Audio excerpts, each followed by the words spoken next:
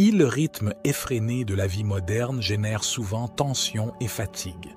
Le stress est l'une des principales causes de maladies et peut conduire à la dépression et à l'anxiété.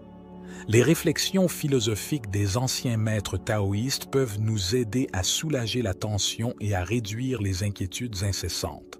D'un point de vue taoïste, nous résistons au flux naturel de la vie. Lorsque nous essayons de forcer les choses, d'intervenir ou d'aller à l'encontre de la nature, selon les taoïstes, cela ne conduit qu'à des difficultés. Si nous observons beaucoup de sociétés actuelles, nous nous rendons compte que la plupart des gens continuent de forcer leur chemin. Nous nous sentons souvent submergés par le stress et la fatigue causés par le rythme effréné de la vie moderne. Le stress peut nuire à notre santé physique et mentale, provoquant des maladies, la dépression et l'anxiété.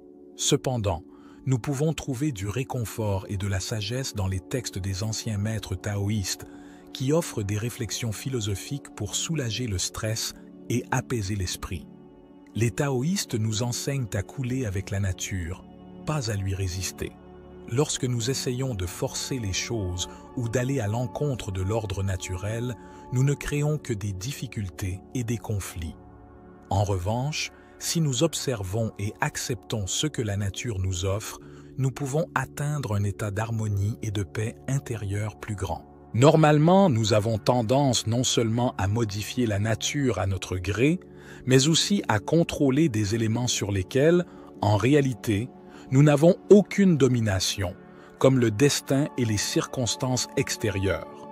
Nous sommes obsédés par le contrôle, mais les maîtres taoïstes suggèrent le contraire. Lâcher prise. Dans les textes taoïstes anciens, le Tao Te Ching et le moins connu Zhuangzi, le concept de lâcher prise est un thème récurrent. L'auteur énigmatique du Tao Te Ching souligne comment la nature se régule elle-même et que, sans interférence, tout se réalise.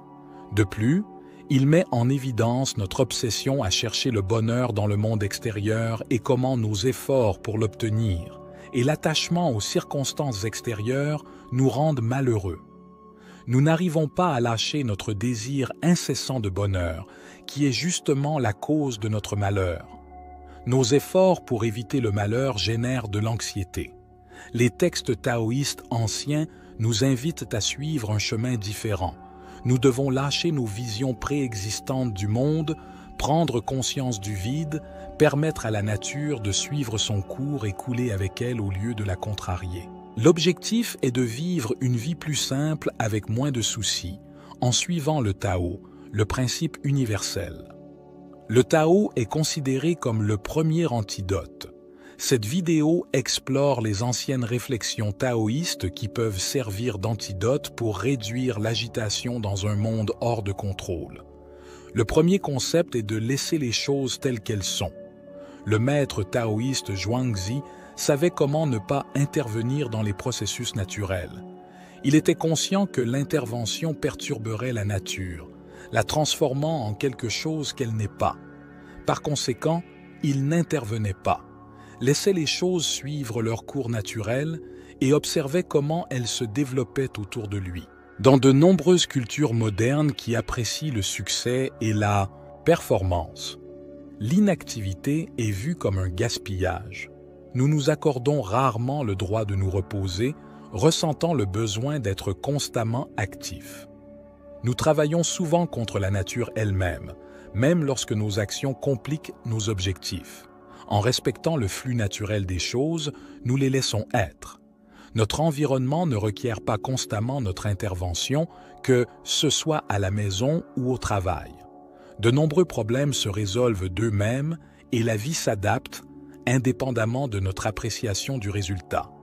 Ce qui peut sembler être un malheur pourrait être une opportunité cachée, et ce que nous considérons comme un succès pourrait avoir des conséquences négatives.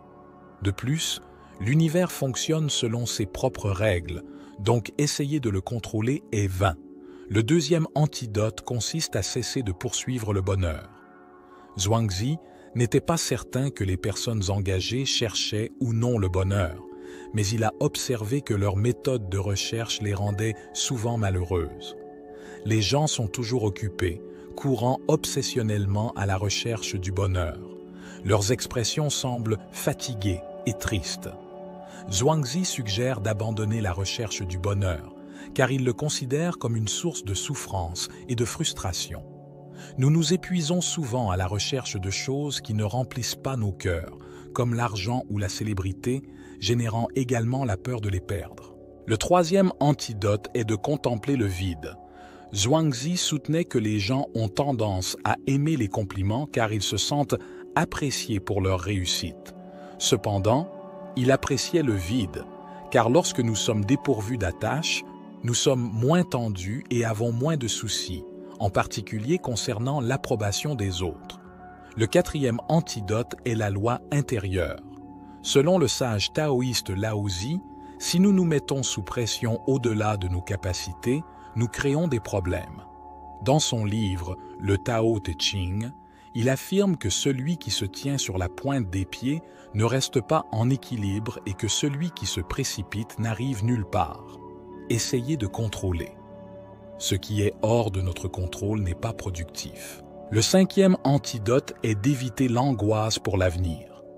Comme l'a observé Zhuangzi, ce n'est pas l'avenir en soi qui met les gens en difficulté, mais l'angoisse pour cela. Par exemple, un archer peut frapper avec précision pendant l'entraînement, mais devient moins précis lorsqu'il concourt pour un prix. Lorsque nous désirons un résultat spécifique, nous nous stressons de peur de ne pas l'atteindre. En conclusion, si vous avez aimé cette vidéo, abonnez-vous à notre chaîne et activez les notifications pour recevoir plus de contenu sur la spiritualité et le développement personnel. Merci d'avoir regardé la vidéo, laissez un commentaire et nous nous verrons dans le prochain.